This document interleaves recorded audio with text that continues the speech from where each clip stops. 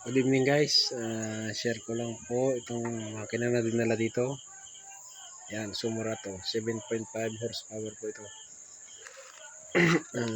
Ko-convert po natin ng kanyang carburetor kasi palyado na daw siya.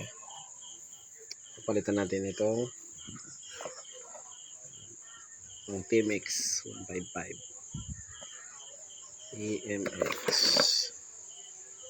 May magtutok nito. Ayun. Ayan guys, TMX 155 carb. So yung mga tools na gagamitin natin, ito Brena, pampalawang nitong butas niya dito para sumakto siya doon sa may ng makina. Tapos yung grinder, pamputol sa tornilyo niya, pero hindi ko na ipapakita sa video yung kung paano ko ginawa, kaya asimbolin na lang natin guys. Saka ito rin pala yung kanyang blower, 297 siya, Shopee. Unbox muna natin. Yun. So wala akong ibang makitang ibang kulay, red lang yung available. Mas maganda sana kung yellow din, tulad nitong gas tank niya. Ayan. Pero okay na rin to. Ganda-ganda rin naman. Tara guys, samahan nyo ko. Install natin tong carburetor saka itong kanyang blower cover. Okay, start na tayo.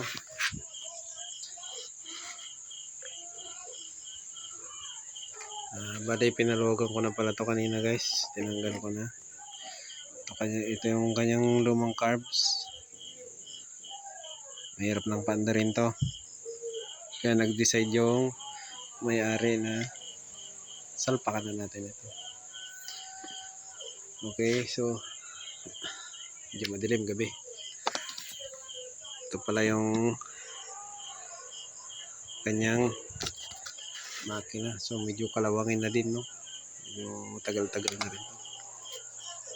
So bali ito guys, yung tornilyo dito, pinutol ko na kanina yung ano niya, pinakaulo niya. Sinukat ko na para salpak na lang. Stainless pala to, itong dalawang to. May dalawang nut din siya. Ayan, dalawang nut. Pang-lock natin doon sa carburetor. Tapos bali gumawa na rin pala ako DIY lang na kanyang gasket. Ito, karton lang siya. Karton na ito, mini driving light. Maganda siyang gamitin pang gasket kasi makapal din yung karton niya. So salpak natin yung unang gasket dito.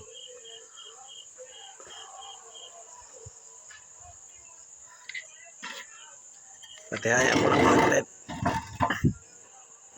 Yun, para makita.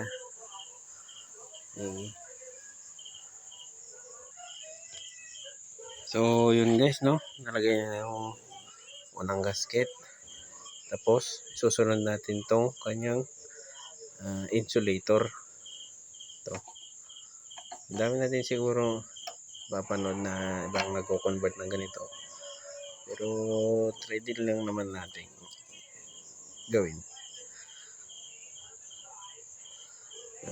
Ito yung ginawa ko, sinukat ko lang dito sa luwang na itong kanyang insulator. Hindi ko na pinalawang yan para same pa rin yung papasok na gasolina, hindi siya medyo tatakaw sa gasolina, tulad pa rin ng dati kanyang konsumo. Tapos itong carbs niya pala guys na isasalpak natin, TMX 155, ito pinalawang ko na to kanina ng barina dito, hindi ko na napakita. Ayan, kasi medyo magkalapit yung tornilyohan dito. Yung dito naman medyo magkalayo sila. Pinalaman ko na yan. Ayan, tingnan nyo guys. So, ayan. Finish. Dahan-dahan niyang ginawa. Okay. Salamat natin. Ayun. Saktong-sakto. Walang labis. Walang kulang. Tapos, lagyan natin yung dalawang nut. Ayan.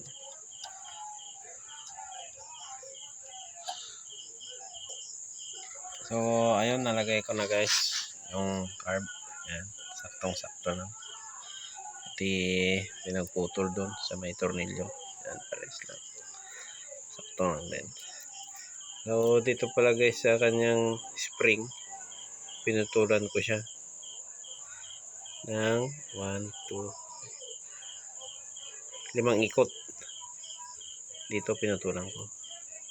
Tapos yung inilagay ko na kable, itong ano lang, nylon lang. Nylon na kable. Ayan. Tapos yung dito pala guys, linagyan ko ng hose. Hose yan. Para hindi gagasgas yung nylon dito sa may butas na itong takip. Lagay natin.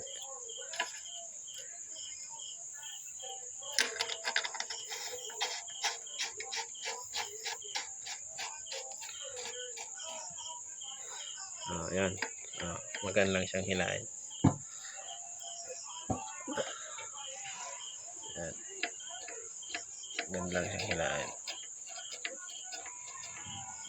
So, next natin install guys tong kanyang blower. Okay. So, ayun guys. Na-install na natin yung carb tsaka yung kanyang blower. Yan. Mas tignan. Parang bago. Kaso nga lang itong kanyang tangke. Natin. Ayun. Puro kalawang na. Kalawang na siya. Bale ito. Lininisan ko na lang muna. Susunod. Gamitin na lang muna natin itong improvise na ginawa ko ng yan. Yung pinaglagyan ng langis. Improvise na tangke. So, tanggalin muna natin ito. Itong hose muna nito na itim ang ilalagay natin. Ayan. Tapos try natin panda rin. Kuha lang muna ako saglit ng gasolina. So ayun guys, panda na siya. Wala lang siyang tambutso.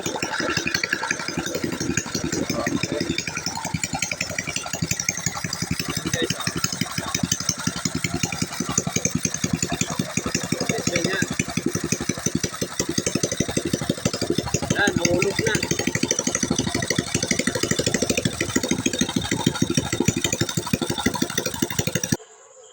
So, ayun guys, napakinggan yung andar niya. Ang pangit. Wala nga lang siyang tambutso. Yun na lang yung kulang niya. Tapos linis tangke. Yun, goods na yan. Okay.